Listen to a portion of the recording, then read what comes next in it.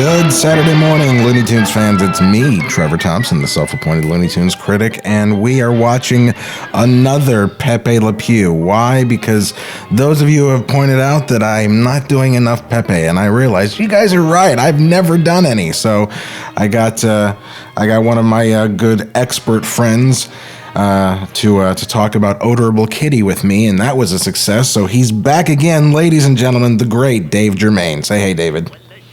Hello again. Not making the same joke I did the last video. That's okay. People can dig if they need to. Exactly. I always me and my friend Sean, who I sometimes do commentaries, there's a joke that we steal from this all the time. I'm gonna just play the part here where he runs in. Because when we were friends in high school, I was taking French, and so I knew the words and everything. So I knew the language, the words, like it's a song, the language. But yeah, he throws the cat in here by the scruff of the neck. Yeah. And he says something about orders him, and the last thing he orders him when he throws the cat in, he says is "avec." Yeah, avec is French for with. With. It literally means using with.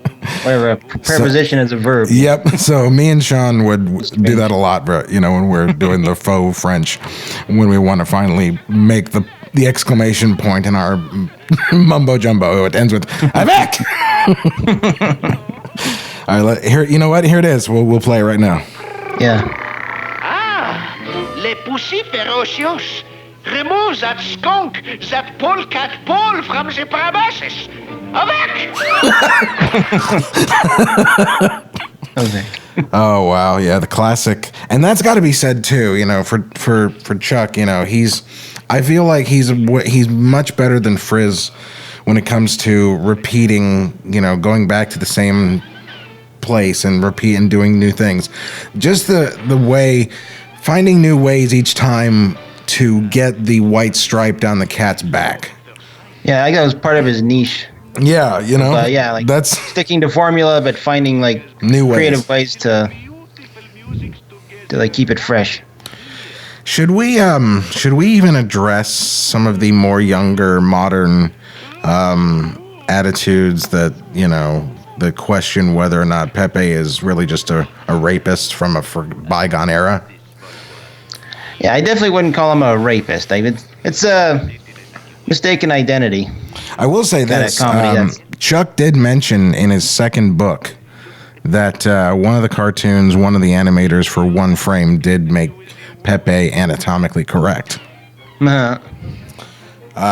Which cartoon was it? I wish I could. I just now remembered that. But I know it's in the second book. Chuck Redux is where he mentions it. Mm-hmm. But so I guess for one frame, maybe it is technically true. But you can't live or die by one frame. That's pretty much the animator's way, isn't it? Can't live or die by one drawing, man. It's a flurry of drawings. Yeah, exactly. Wow, man, this is getting some esoteric stuff right here. Now I love this whole scene because this shows you cartoons today are basically the illustrations of jokes, and it's just a sitcom decides whether or not it wants to be live action or animated. But this is what benefits. Yeah, it's like pure animation. This is what people, the classic guys talk about when they say there was real acting in classic animation.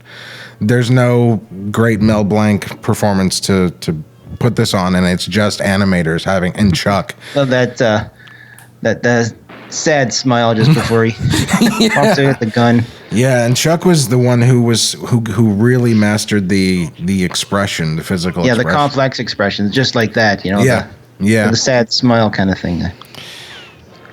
Yeah. Is it for Feed the Kitty, where Mark Anthony gets the cat cookie after thinking the cat died? He took him more than 300 attempts to get that face right. Yeah. So probably same thing with Pepe's face right there. Yeah, there's, again, he's just, he knew it was so important that on a even a psychological level, you might not be sitting there and going, wow, that's a great expression. Wow, that's a great expression. Wow. It's just that you feel it.